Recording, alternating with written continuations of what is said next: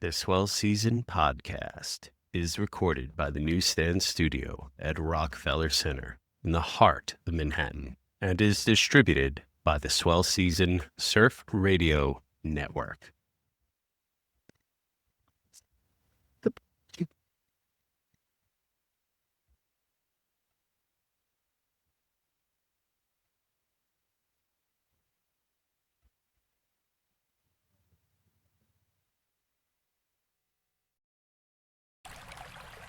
The shores of San Diego County, home to Kumeyaay ancestral sites, idyllic beaches, multi-million-dollar real estate, and military zones and bases. This coastline is also the spot in which the United States Armed Forces and its scientists collide with mid-century surfing, entangling its technological innovations with Indigenous practice.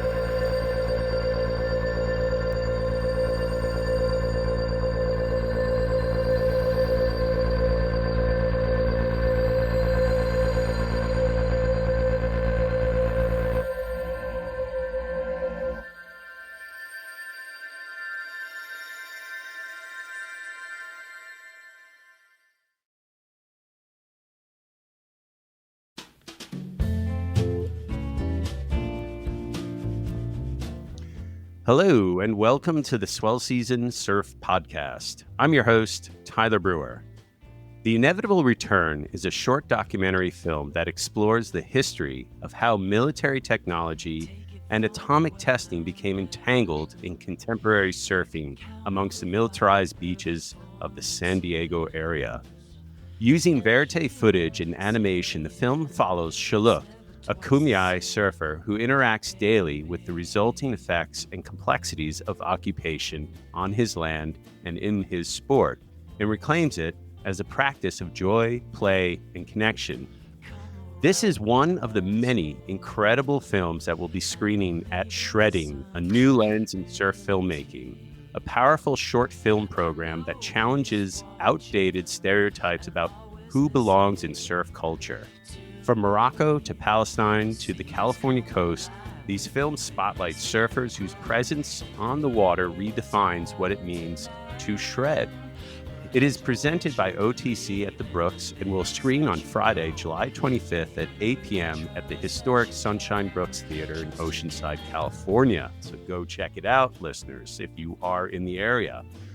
Through stories of access, identity, and resilience, Shredding celebrates a new wave of surfers, expanding the sport's image, and invites audiences to reimagine surf culture as a space of joy, freedom, and connection.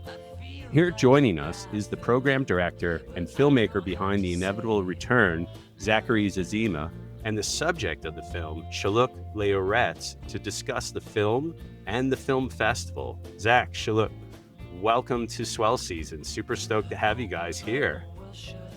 Thanks for having us. It's great to be here. Yeah, Thank you. I just gotta say, for fuck's sake, what a great movie.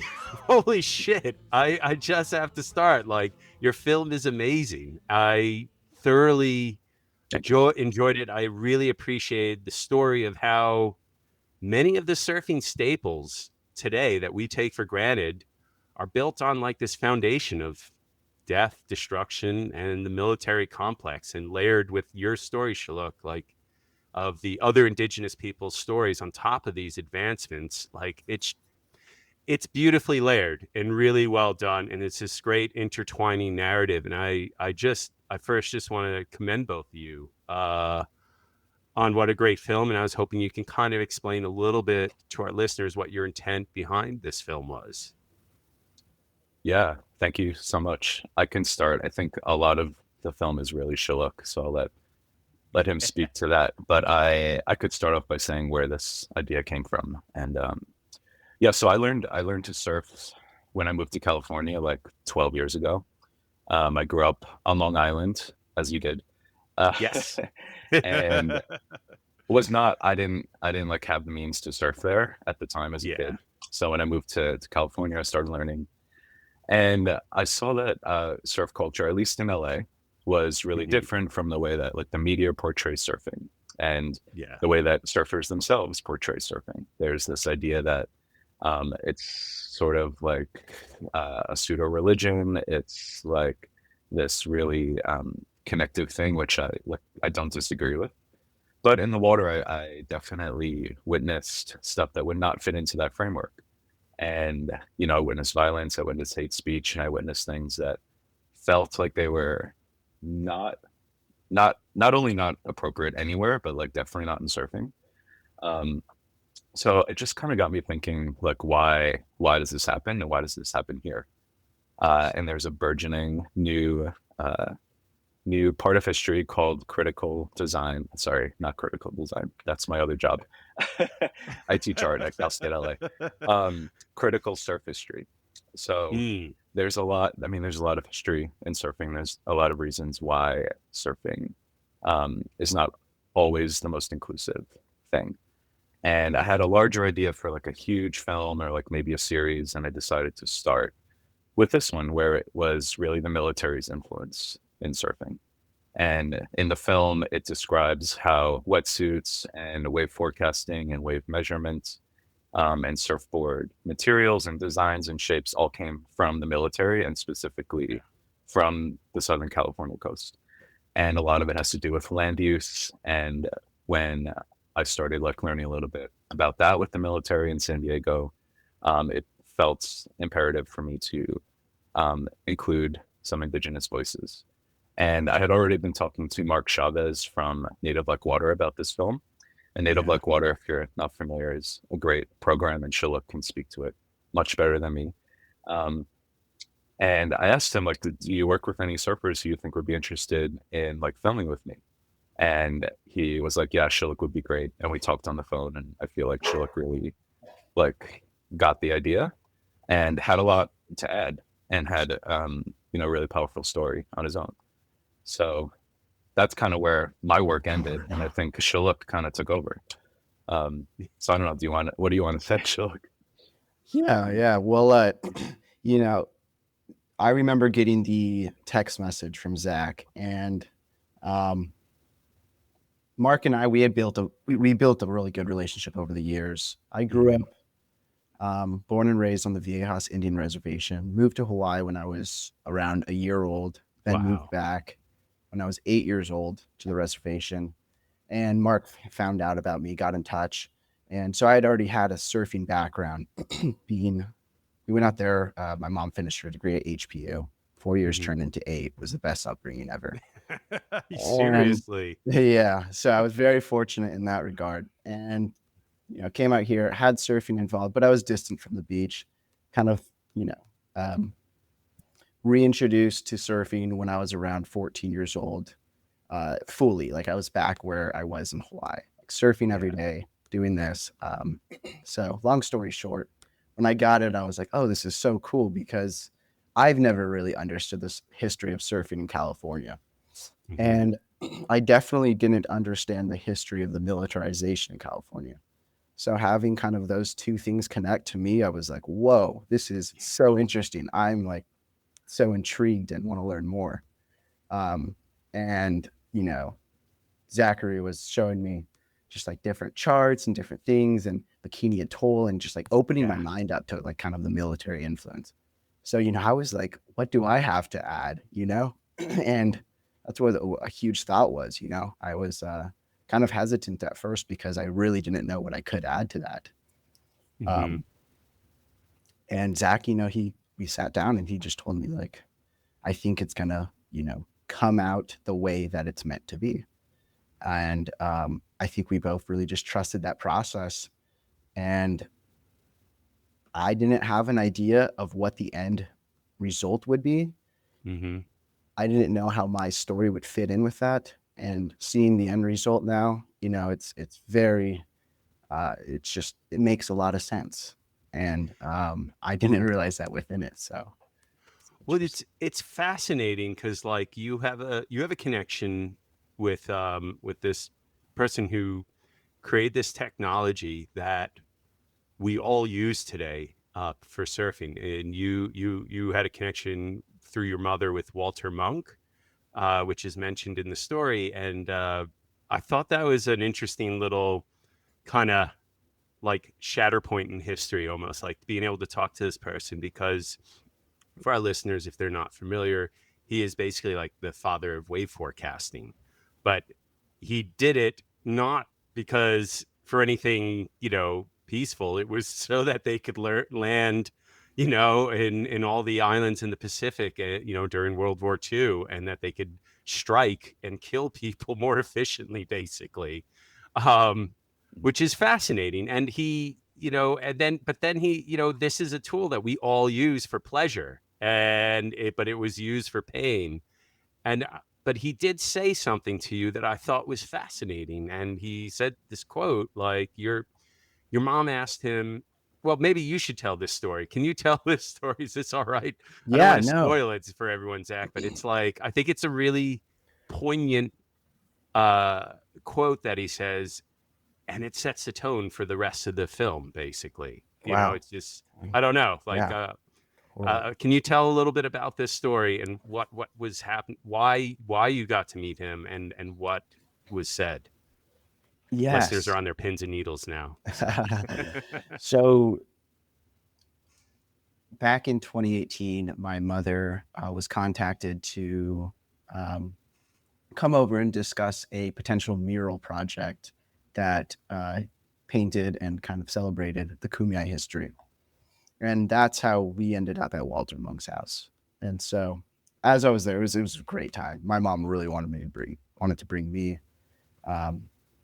This, I didn't even know at the time either. I was probably a senior in high school, but yeah, I never really looked into that. And then so, started connecting the dots and seeing, wow, this is really cool. And so we go over there, and pretty much it was, he shared a sentiment. My mom had asked, what advice would you have for Shuuluk, a native boy who is a young man, coming into himself, something like that. And he was pretty much just like, it's not your land. And the way that I don't even know. Such a random thing to say. It was so random, and that was the thing, is that like when I told Zachary this, everyone is taken back when I tell them, and that's I was again, and another piece that I guess proved instrumental in the film, but at the time, was really kind of like a talking point of like, are we giving, thought to something that really isn't even there? Was it like within his later years and going senile? Like, it didn't make sense, and so it's interesting that it now serves as kind of a really important piece in the film from the outside perspective. But yeah, it was an awkward quote, and definitely wasn't expecting it. I can't help but feel like, though, like Zach, particularly, like that quote serves a real purpose in this story. Yeah. It's this mentality of the men of that time in that era, where might made right, and it was, the discardment of indigenous culture, right? But at the same time, like, all those people in the military, many of them spent time in Hawaii, and that's how surfing grew, is because many of them spent time in Hawaii, learned to surf, and brought it back with them, and there, obviously, it was brought back before, but it really took off. And so it's interesting that you have this mentality of like someone who, one, could feel like attached to nature. They've figured out the mathematics of, wave forecasting, and something that, can be used for something peaceful, and something that can be helpful, and something natural. And you would think he would be more tuned in with things because of that. But instead, he has this attitude of, well, your indigenous culture, this is not your land anymore. This is our land almost. And this is our sport almost. I feel like that's what happened with surfing is it got taken over from indigenous people in Hawaii and it became our sport, instead. And it's not yours anymore type of attitude. And I think that's I just thought that was really fascinating and set the tone. I could be way off, Zach. I don't know. No. I could be reading into it, but No, that's was right. that your intent?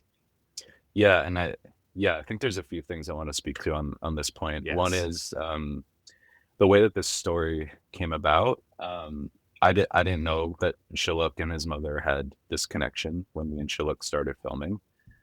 She kind of like brought it up when I first met her when we weren't filming, and I was like, oh my god, I had no idea. And that's kind of the magic of documentary filmmaking. Like things come up and things happen that you weren't expecting. Force and is strong with you.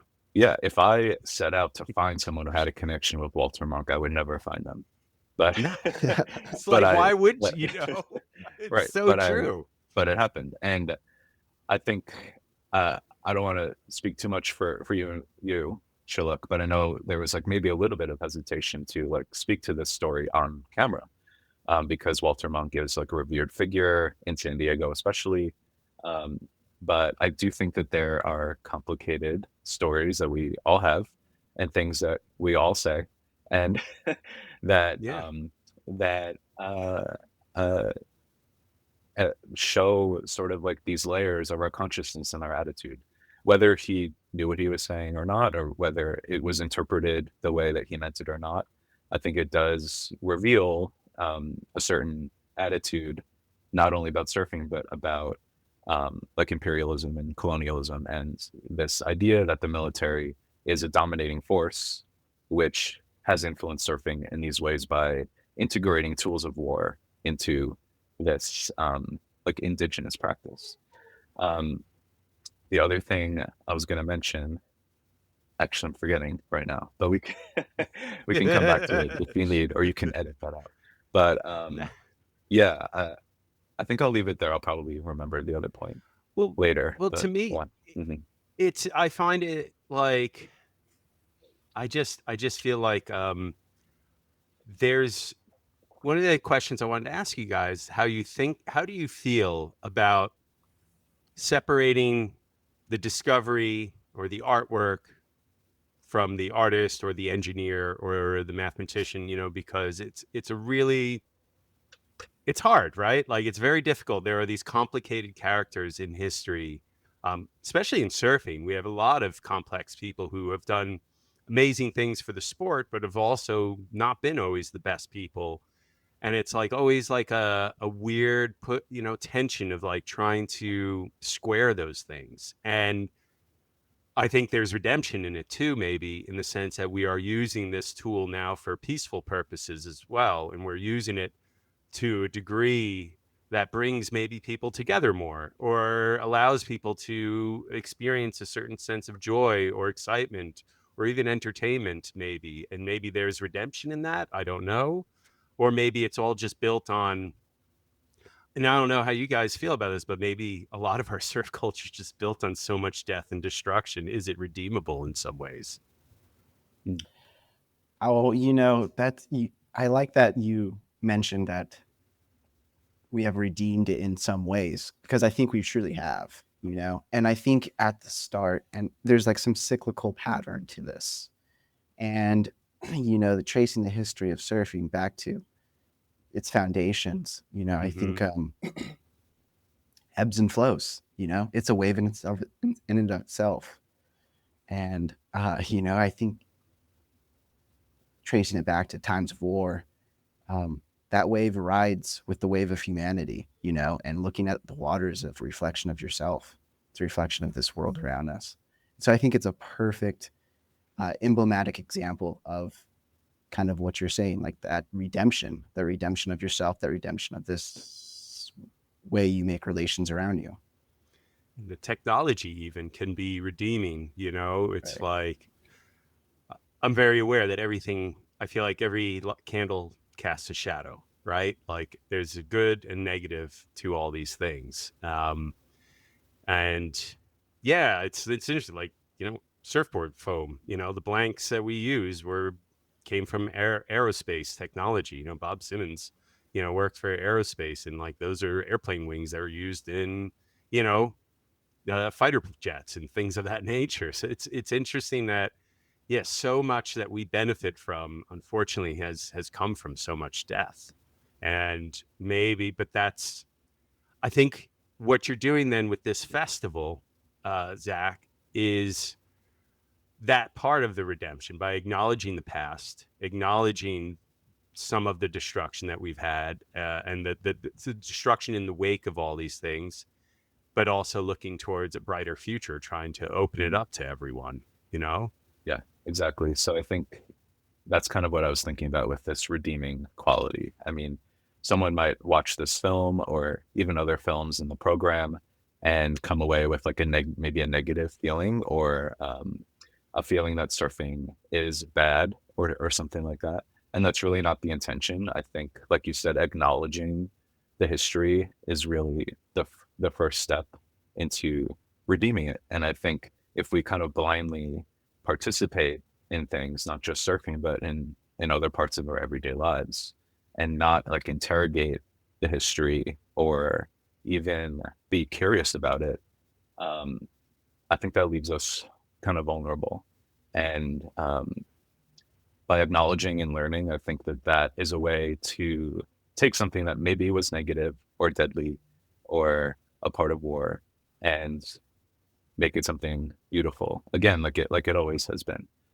And I think, like Shuuluk, you talk about that a little bit in the film, that it's kind of like your ceremony, right? And I think people use surfing for all different kinds of things. But if you're someone who uses it for power and domination over one another and over the ocean, and you have no idea about the thing that's under your feet coming from the military industrial complex, I think you're only repeating mistakes and like not learning from history. So that's kind of like the underlying theme of the film. I don't know. I don't think it's explicit. I think the film itself asks you to ask a lot of questions and doesn't necessarily have those answers. But that was kind of like my mindset behind it. Shuuluk, I'm curious, like where you live now, are there other kids and other people your age that surf, or are you the only one in your area, on your land that surfs? For a while, I think I was, but now my younger cousin, he just graduated high school. He surfs. Nice. He's just bought his new like this new Paizel board and was so stoked about it, calling me up and everything. So that's the greatest fun ever, because I know go on, sorry. I just know the appreciation that I have, and the revitalization of my connection to like not only the ocean and a sport and a passion that I love, but my deepening of an understanding of myself and my people's history. So it's beautiful. I know that'll come for everyone who is able to be blessed by the ocean, especially San Diego and people in that area. I'm super curious, like what it was like growing up surfing, and one of the main reasons I asked is because I feel a kinship in some ways too, because I grew up away from the ocean. I was like an hour away, and it was tough to go and tough to get a ride down to the beach. And I didn't have a lot of other people who grew up surfing around me.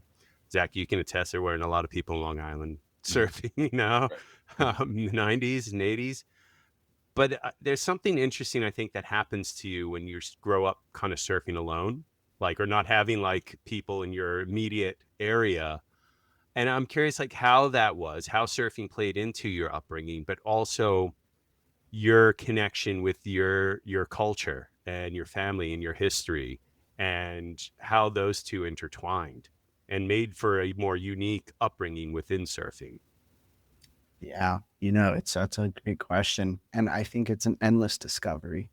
And that's the We beauty of got all surfing, night. right? You know, just kind of preface it like that. So like you could ask me this question probably tomorrow and I'd give you a slightly different answer, Yeah. right? You know, so it's a beautiful question. And, you know, I think I can't even explain how fortunate I feel to have spent time in Hawaii and nourished by the land and the people of that area, because they really ignited that flame that I would soon discover was always burning, you know? And as a surfer and growing up at a young age, you know, I really couldn't access the ocean.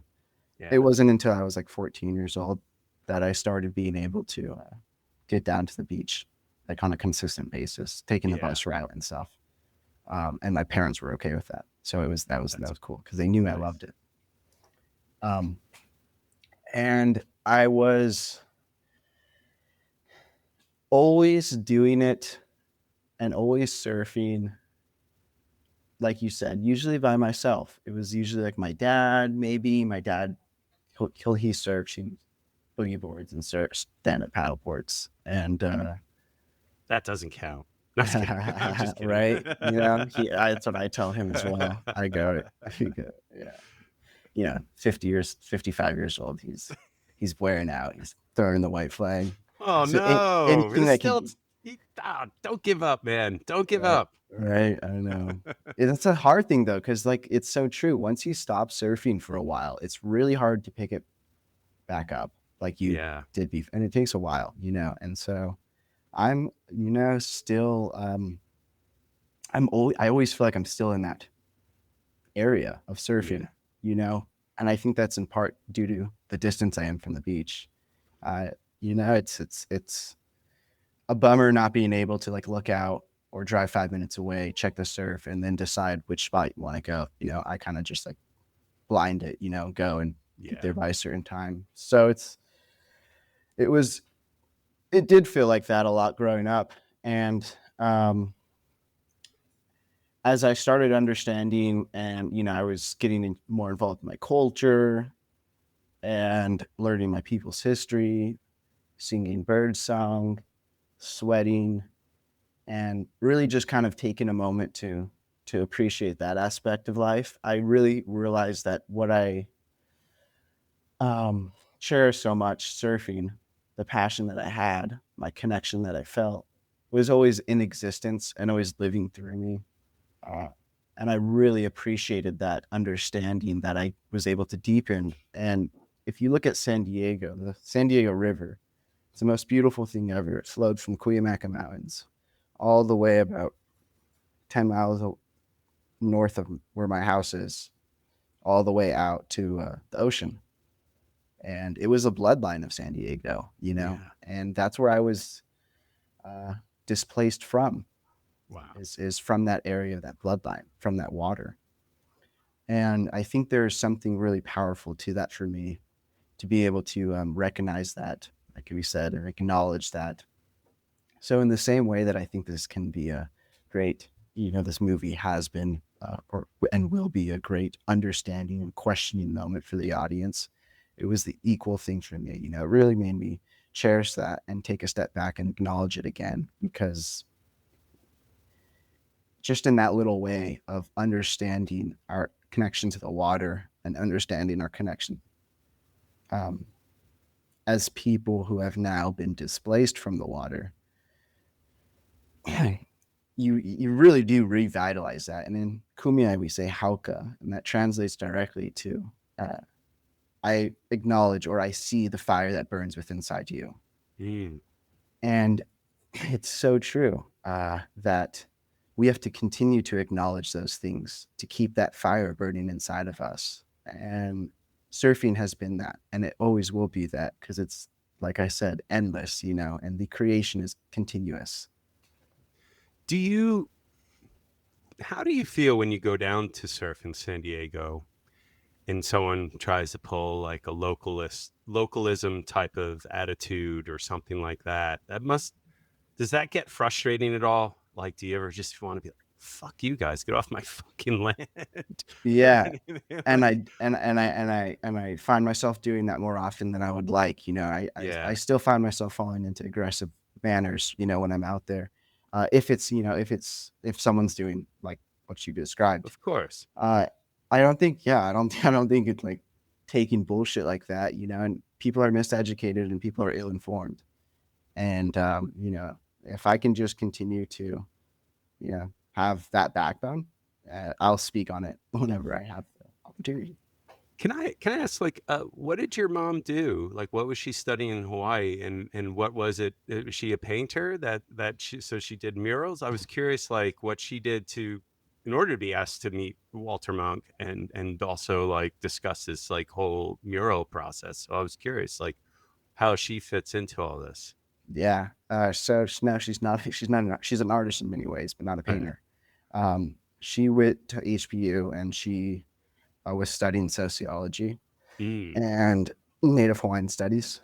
Wow. So my mom's a very intelligent woman. She's always been a lover of all knowledges. And so she's been able to work inside academia as advising in the advising capacity, in the consulting capacity, and in the creation of like grants projects. And so my mom is definitely someone who people within San Diego and within the academics of Native American kind of faceted area, her name is definitely highly frequented or sought after for approval for these different types of things. So did you grow up learning a lot about indigenous Hawaiian culture as well, Ben, I would imagine, or been exposed to some of that and the surfing connection there? Yeah. I was very fortunate. We had a family out there, the Kahiapos, like Kavika Kahiapo, who's a professional. His wife, Auntie Lori, they adopted us into their family when we first moved out there. And so, I had my Hanai family out there, and I was able to, get real good appreciation and understanding and love. You feel the love, and I think that's where it all clicks. And I felt the love out in Hawaii from the family and the exposure that I got to. I'm always endeavoring to learn more about Hawaiian culture and the history of Hawaii, but I would be a fool to say that I was immersed within it to a point to where I understood it, because it's hard to understand. Yeah, what happened. Well, I think there's a kinship, I imagine, there's a kinship, I imagine, amongst, and this is, I'm a cis white guy, so maybe so pardon me, but I imagine there is this. It seems like there's this connection of indigenous cultures, especially over in recent years. I feel like it's more connecting. I feel like indigenous cultures around the world are starting to connect more and starting to speak out more and trying to preserve culture, but also assert that, hey, we were here before. This was us, and you took away something really special, and I think it's I don't know if you feel like that, if there's this awakening happening and also this understanding of people like me maybe who are starting to become more aware of indigenous culture and indigenous histories and how we've not served it correctly in history and been butchers to it. Yeah, I don't know. I was just curious, like, how you feel about that. If you feel like there's connection there when you surf and when you meet other Hawaiians or people of other indigenous cultures around the world that may surf as well. 100%, unequivocally. There is connection, unspoken connection, spoken connection, historical connection, archaeological connections. It's amazing. It's beautiful. And, I recently was out last 2 Aprils ago out in Hawaii for the Buffalo Classic, if you're familiar with that. Yes. And I had one auntie tell me a story about how during the AIM movement, they had Lakotas and Mohawks come in to Hawaii who Wow. were escaping the FBI back in the day and the CIA who were out there to get them, and they housed them a bunch. So there is a Wow. presence down in Makaha of descendants of Lakota No and way. Mohawk. That's what I'm told. Wow. And so it's these type of things, they're existing all around us, and it's beautiful, our connection's always it's always been there, and I think it's epigenetic, it's like it's within our DNA to recognize it, and it's beautiful. Yeah, for sure. Zach, I love the film because you covered a wide range of inventions that have had Mhm. these effects, and I thought it was interesting, like the people you brought up, like Hugh Bratner, who invented neoprene, for, so that they could be more nimble and loose so they can attack people. And then the one name that really stood out to me, I was really interested in, I knew a bit about, but John Kelly, who, Mhm. trained frogmen, how to fight, and how to survive in the water. Yet this guy, the back half of his life was dedicated towards Hawaiian culture, preserving Hawaiian culture, preserving the environment, fighting the military-industrial complex. So Mhm. it, like I said, there are these redemption stories. Were there any other stories you came across that you didn't include that you Mhm. think should be mentioned or talked about that you'd like Mhm. to explore even in the future? Yeah.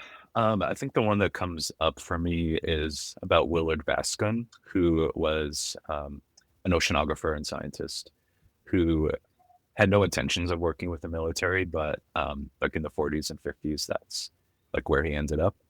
And he was a part of the first scientists to go to Bikini Atoll and Eniwetok Atoll, which I mentioned in the film. But I just wrote an article actually for Emotion magazine Nice. that kind of um, explains this a little bit more and integrates interviews from native Bikinians and quotes from Willard's book, where he kind of kept a journal of his military exploits and with the ocean, and so he has like a first person written record of when he arrived at Bikini and like what he saw of the people and the place and like how people lived. And then there are first person accounts of the Bikinians being like contacted by the US military and being asked to leave, and being told that this would be for the betterment of all humanity and it would end all wars to allow their home to be like a bombing ground.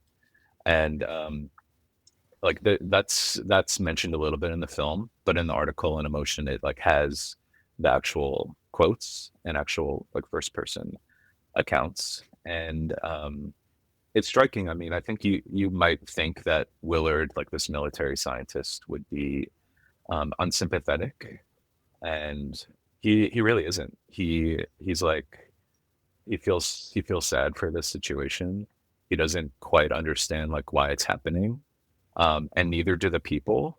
But everyone's just like kind of doing it because that's what the government said should happen. And then it happens, and Bikini Atoll is used for many nuclear bomb tests. And part of what they were testing was to see how bombs would interact with the water, but also interact with ships. And what came out of it was wave measurement buoys and technology that we use today. Like on our Surfline app, it's the same. It's the same thing. Yeah. But really, what also came out of it was like nuclear bombs are devastating, like within that very small amount of space. And outside of that, like the waves don't travel that far. The fallout obviously does, but like the actual physical immediate results are really small and contained. And it's like, why did we need to drop 50 bombs on this island to figure that out? And then the Bikinians could never return, even though they were promised a return. And they are now spread around the world. Many of them are in the deep south of the continental US or at other islands in the South Pacific. And there's like 6 or 7 original Bikinians still alive. Everyone else who is of Bikinian descent has never been there. Wow. And it's just like an enormous tragedy, and almost nothing came out of it. It was like completely unnecessary. So yeah, it's just kind of a shocking story that most people don't know. It's crazy because it's you have this theme in the film as well, where it's like the military takes up all this land, all this indigenous land, and for what? Like Camp Pendleton, took up all this indigenous land and put it off limits to surfers too, up until like 70s and 80s even, and it's fascinating, right? Like the buoys we use are drenched in the exploitation of the Bikini Atollans, the people from the Bikini Islands. It really makes you pause and think. It's like, fuck. Yeah. Why do we need wars and military to advance technology to do this stuff? It's a strange dichotomy. Yeah. And I think it brings up a point that I'm remembering now from earlier. Yes. Dina Gilio Whitaker, who I know Shuuluk knows, and maybe other people listen to your podcast know. She's an amazing academic and activist and surfer. And I was talking to her for a long time about this film, like right from the beginning.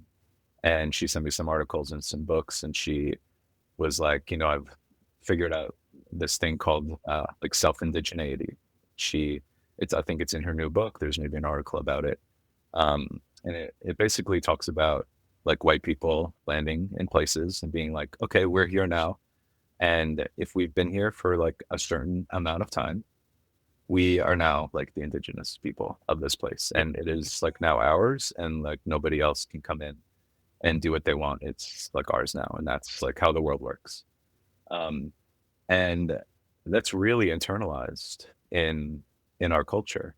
Our culture is so imperialistic and colonial that it's like the reason that the US even exists the way that it does. So when the military goes places in the 40s, or if someone's going to Malibu today, like there's this idea that like, if I'm here, I own this and I can do what I want.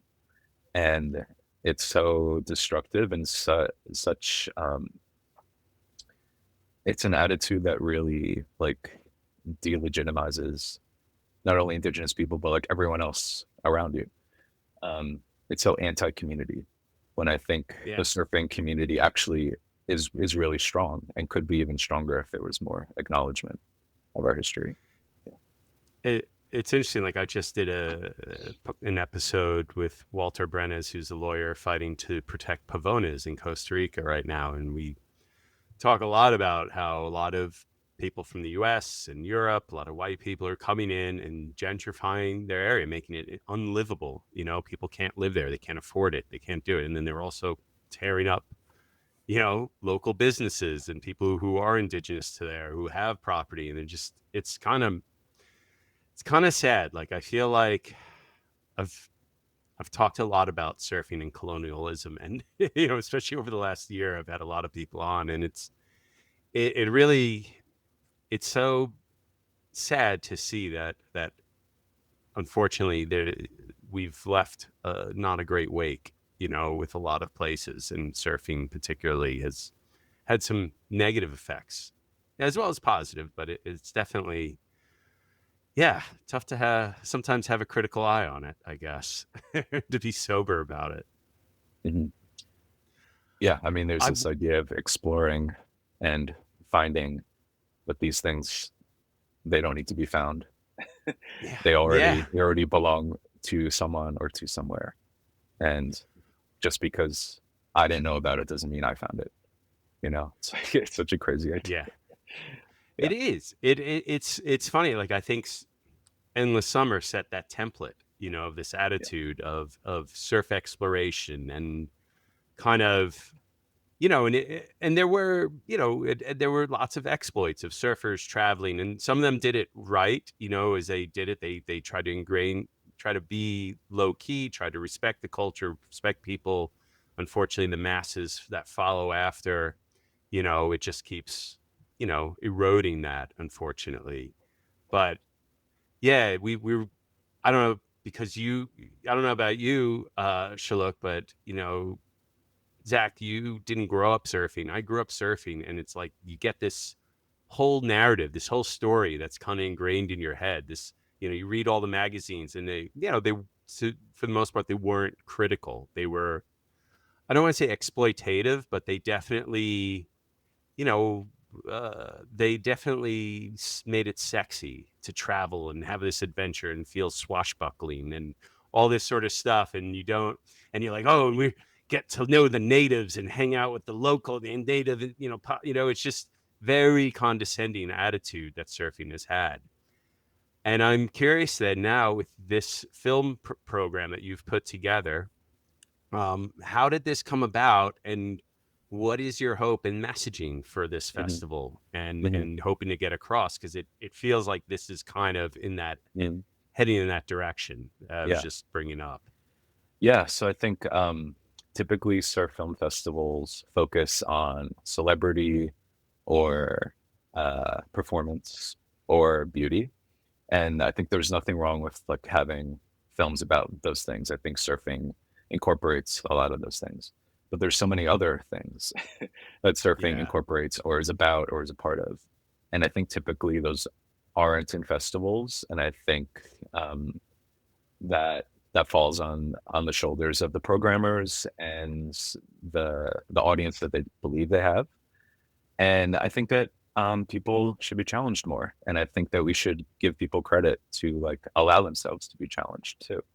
So a lot of these films, while they might incorporate those ideas of like power, celebrity, or beauty and performance, they also incorporate a lot of other things, like underrepresented voices, or there's a film about wiping out.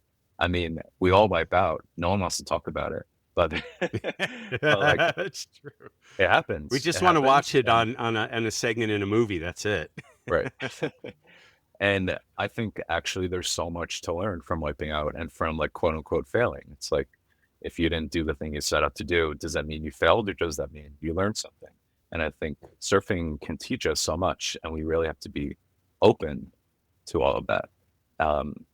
And yeah, I think the program is critical of surfing overall. I think it also is a celebration of surfing. And I think hopefully the same way my film like asks questions, I hope that people come away from the program itself and from the screening itself having more questions about surfing than answers, and maybe having their mind opened a little bit if they have never seen films like this. I also want to say that the film incorporates a few animations from Arnie Jinan Wong, who is an amazing surfer and animator from the 60s, who grew up in Chinatown, San Francisco, was surfing on Ocean Beach in the 60s with no wetsuit, and taught himself how to animate and animated all the sequences for the first surf films in the 60s. So I'm forgetting the titles off the top of my head, but if there's an animation in the 60s surf film, he did it.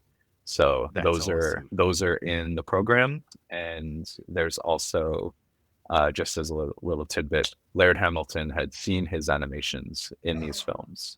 And in the animations, there's like a tiny little person on a huge, gigantic, like unbelievable wave.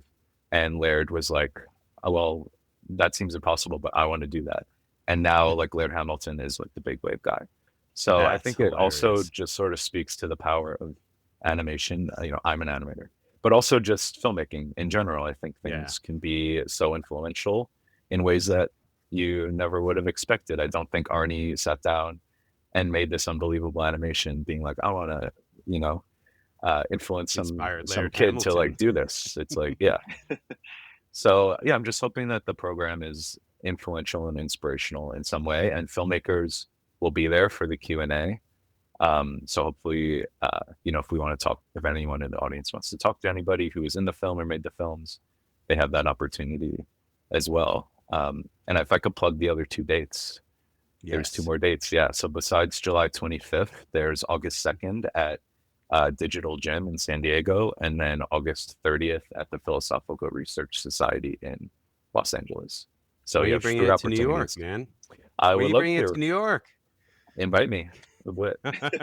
You're invited. We just have to find a theater because they ain't cheap around here. Yeah. Yeah. But I mean, because that's like right up our community's alley. This would be really appropriate. Yeah. I feel like what is it? I mean, I don't know. Like surfing is so good at being the sugar for medicine. I feel like, it can be such a great vehicle to get a point across, or to use it to invite someone to engage in a much broader, larger issue. Yeah, I don't know. I was hoping you can speak to that. Like, I don't know if that's part of that inspiration in doing this film. Like, look, actually, Zach, why are you doing this festival? What sparked it? What got you motivated? Because I think we talked, like I used to do the New York Surf Film Festival, and my motivations were to bring a community together, of course, and get people stoked and just see movies in a proper theater. But I'm curious, like, where did this start, and how did you kind of, come to organizing it? Yeah.